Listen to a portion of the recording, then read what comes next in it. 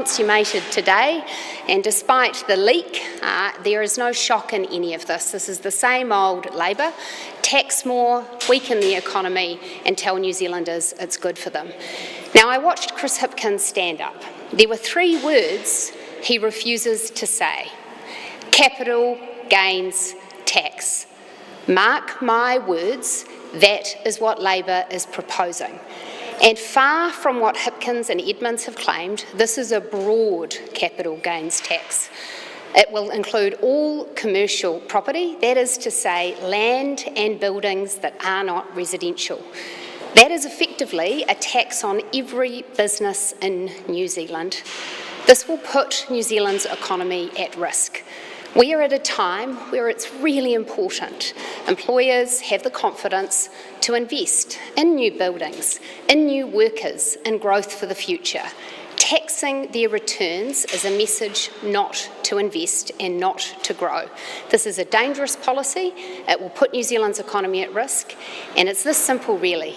When you add more taxes, you add more cost, and every single New Zealander will pay, whether through their KiwiSaver account, whether through fewer job opportunities, or ultimately through a higher cost of living. Thank you.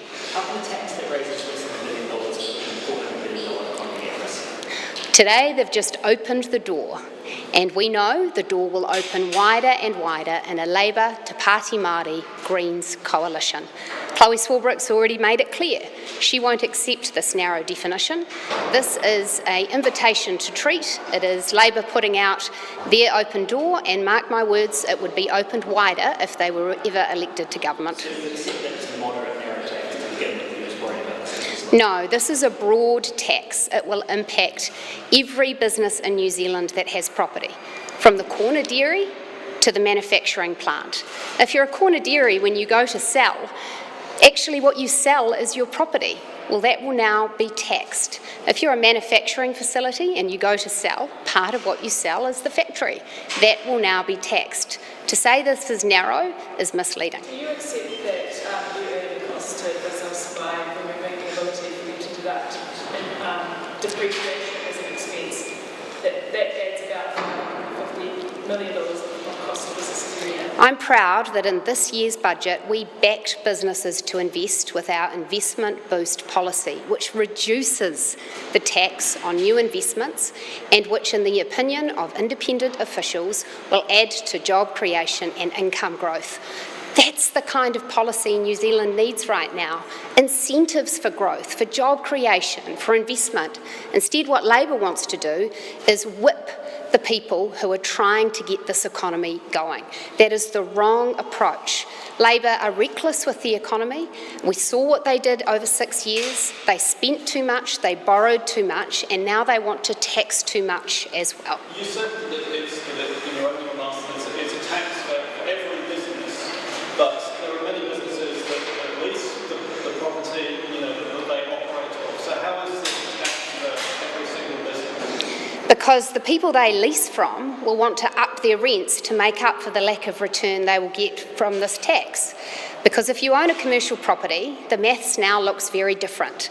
Instead of being confident that you can sell it for what it's worth, you know that you have to sell it for less than it's worth because of the new tax. Where are you going to make up for the return? With extra rent on the business that occupies you. But furthermore, I find it ironic that Labour have said that they want to see more construction happening in the country. Well, go and talk to anyone right now who's thinking about building a new building, building a factory, building a new rental property. What does this tax say? It says, think again.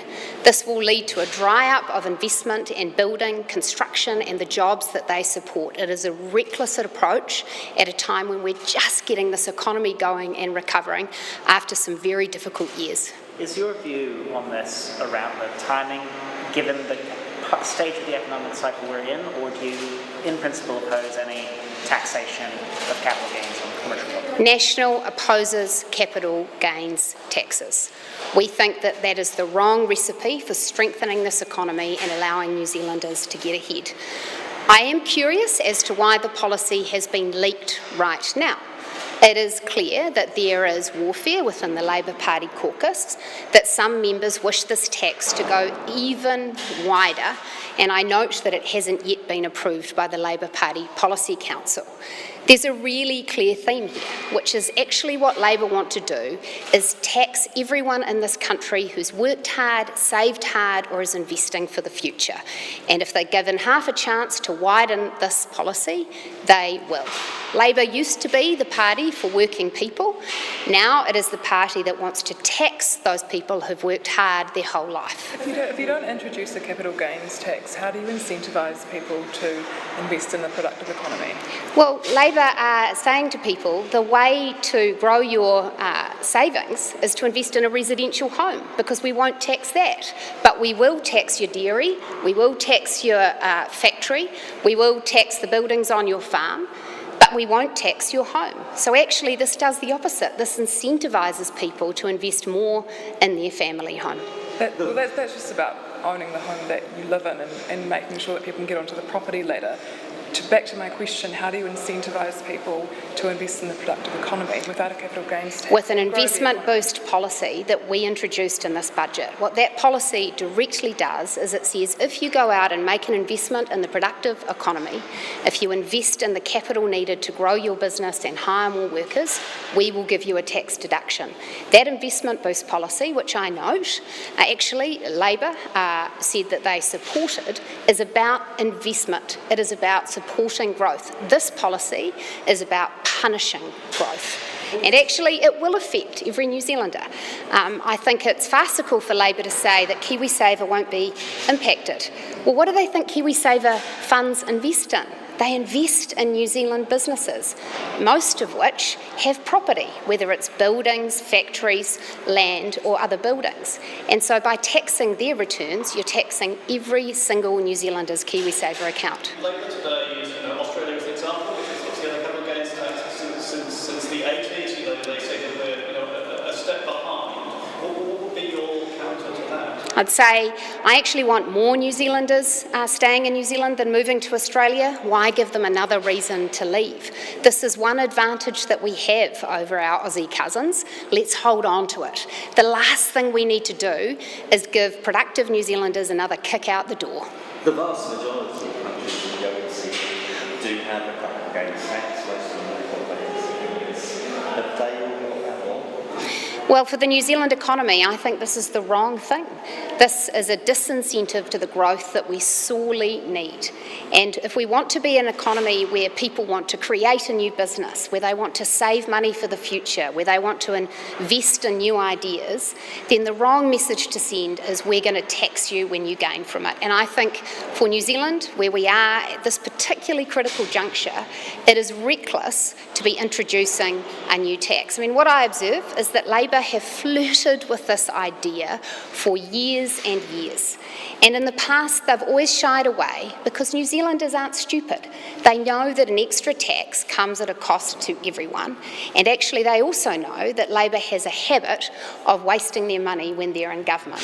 And there's nothing different today except for this. The economy is at a more fragile stage than ever. We are finally recovering after a very difficult COVID recovery. And a tax like this is exactly the wrong recipe for a sustained recovery. Those other countries want investments in growth as well, but they do have a capital gains tax. Is there something very particular about New Zealand that makes a capital gains tax a worse idea here than, for example, the UK, Australia, Japan, Germany, many of the places that do that? Well, international comparisons show that New Zealand is actually taxed at about a level that's the middle of the pack. International experts, when they look at our tax system, say that it's actually a pretty good system, that it doesn't have some of the ins and outs and administrative compliance of other systems. And so actually, if your answer to a problem in the economy is just tax it more, you've actually got the wrong answer. I'd also point out that there are some beneficiaries from this policy. Every tax lawyer and accountant in the country is rubbing their hands with glee today. Just imagine if Labour, Te Pāti Māori and the Greens were elected. 1 July 2027, that's valuation day, in which everyone who owns property that's non-residential in New Zealand will have to call up a valuer, get their property valued, put that in the accounting file, consult with the tax lawyer, make sure they've got their house in order. This is an administrative nightmare that will add cost and complexity to our tax system. Well, look, it seems that they've rushed it out in a hurry. It's not very detailed. What I do know is that it will add to waiting lists, and that's a real concern.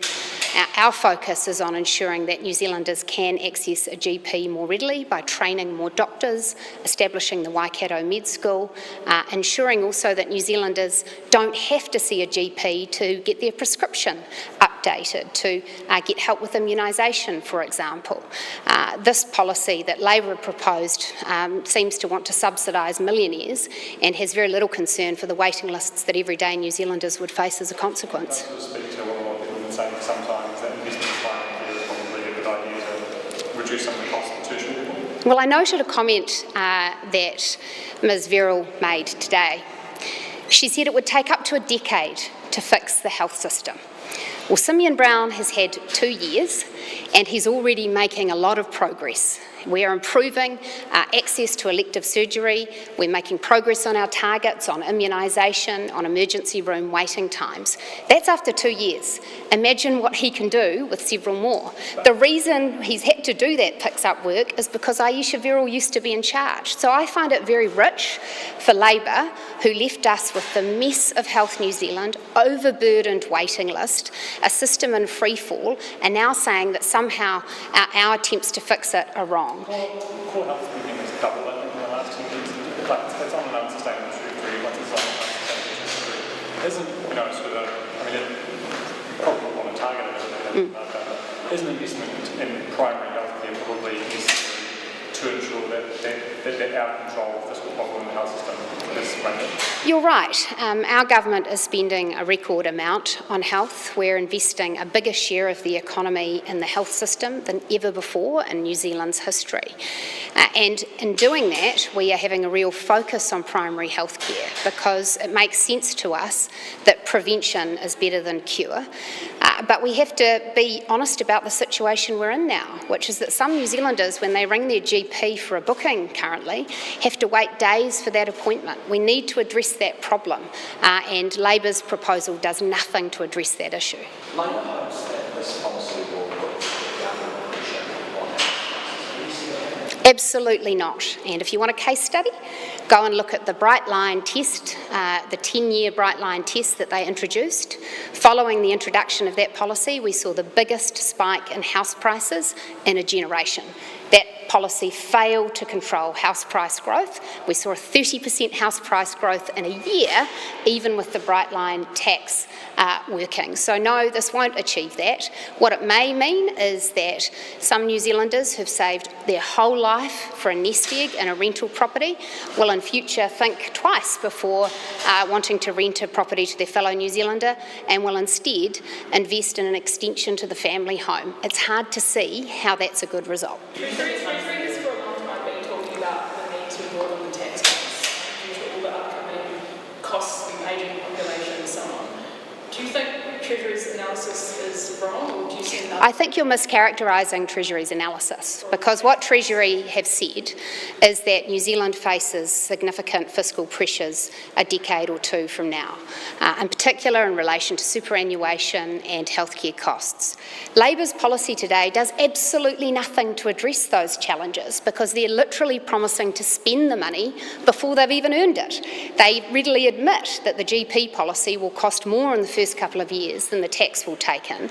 And so this actually adds to the fiscal burden. It will increase borrowing rather than decrease it. I'd also note that the IRD, when they went and did an evaluation of New Zealand's tax system and its preparedness to deal with emerging fiscal challenges, broadly said the existing tax system works well, and they were not conclusive as to whether or not there was any need to introduce additional taxes. It's clearly this government's view that New Zealanders don't need more taxes. What they need is a stronger economy, a government that is disciplined about its own spending, manages the books well, and isn't reckless with the savings and investments of New Zealanders. We can't put Labour spending to one side. That is a hypothetical scenario that will never exist. They have a track record that is really clear. On their watch, government spending, which has a proportion of the economy, had been as low as 27%, blew out to 34%. They have a track record of reckless spending, and I am simply not going to engage in a debate about an alternative universe in which Labour suddenly become disciplined about spending. First policy out of the gate, spending more. Property investors say that this is unfairly being singled out, other asset owners are not being taxed. Is it unfair to target one particular sector to contribute to the economy with a special tax? Well, this is a reckless policy for the economy, and the economists will all have their say about that. But I don't believe it will be confined to one sector of the economy. I think this opens the door for a whole lot more. There are definitely boogeymen behind the door. What do you say to people, some of the economists out there, on the left side, and saying, we've got PAYE, which is effectively funding our tax, and this is, is an alternative. What's kind of your theory along those lines? Well, I'm proud that I'm a member of a government which reduced taxes for working people, tax changes that were opposed by Labour. I'm proud that we're a government that's offered tax credits for people with early childcare costs. We've ensured that we are changing the tax system so that working people can get ahead. Labour is making no such proposals. They're proposing the smorgasbord, all-you-can-eat option, all the existing taxes, but wait, there's more. And that's not fair on working people, many of whom also have savings, investment, and care about the fact that the plumber that they work for actually owns a business and is worried about being taxed more. So I don't think that this policy addresses that challenge. I'd also note that under existing law, those who buy and sell property for profit actually have to pay tax on that income. That is the law as it stands today, and IRD enforce it. What do you think about the fuzziness around the fiscal plan and the lack of clarity on I'm completely unsurprised that Labour have once again released a policy document with complete fuzziness on the numbers and how it adds up. I doubt very much that Labour will present plans that add up because it's not in their DNA. And in fact, they are pretty relaxed about taxing people more, borrowing more, putting the country further into debt. Our government wants to take a responsible course because we know that the foundation for a stable, growing economy with good jobs and incomes for Kiwis is one in which the government manages its own finance as well. And I think Labour's fuzziness on the numbers is partly they don't do detail, partly that it was leaked so they're not ready, and partly, as I say, just classic vintage Labour. I suppose, releasing your own fiscal plan so late last time, because you probably give you a much stronger ground to make an attack on now if you release your own plan. Well, I'm proud that when we released our tax policy, it was a detailed, costed policy with far more numbers in it than the tax policy Labour released today, and I dare you to go and count the numbers. And the main one is it's challenging as part of the extended pipeline test perpetuity. I think there needs to be some clarity. Oh, look, this kind of approach is just rife with loopholes and problems. When it comes to saying the family home's exempt, just wait to read the fine print. What if you're a family who needs to move into a bigger home because you're expanding your family and you want to keep your old property and rent it out to tenants? Well, you'll be hit with a capital gains tax. What if you're someone who inherits a property from someone else or has a trust hand over a property? Well, you'll be hit by a capital gains tax. What if you're someone who's put on secondment for work and lives in a seconded house? Well, then do you have to pay a CGT on the house that you still own? These sorts of issues will be manifold, and that's why I say, look, it's a great day for tax lawyers. Last one, guys. Do you think that Labour I think Labour are creaking the door open on a policy that they would, if ever given the chance to implement, grow wider and wider. This policy sits at the at the top of a very slippery slope to more tax for all New Zealanders and a capital gains tax that would only become more comprehensive over time. They've got form. They started with the 5-year Bright Line test, and before you know it, it was the 10-year Bright Line test. They started by saying that they would do something around interest deductibility for landlords. Next minute, they'd removed it entirely. Labour is a party which believes in taxing you more. They don't want New Zealanders to get ahead under their own steam. Instead, they want to rob Peter to pay Paul. Do you think they should have run on a wealth tax instead? Well, Chloe Swarbrick certainly does, and she wants to be their finance minister. I found it genuinely difficult to watch this morning as Chris Hipkins spoke at his press conference, handed over to his junior colleague Aisha Verrill to talk about GPs, and didn't even give his own finance spokesperson Barbara Edmonds a chance to proactively speak about her tax policy. Well, maybe he's already got in his mind that Chloe Swarbrick's going to be the one implementing that policy. It's certainly something that New Zealanders need to consider. There is no Labour government without Te Pāti Māori and the Greens.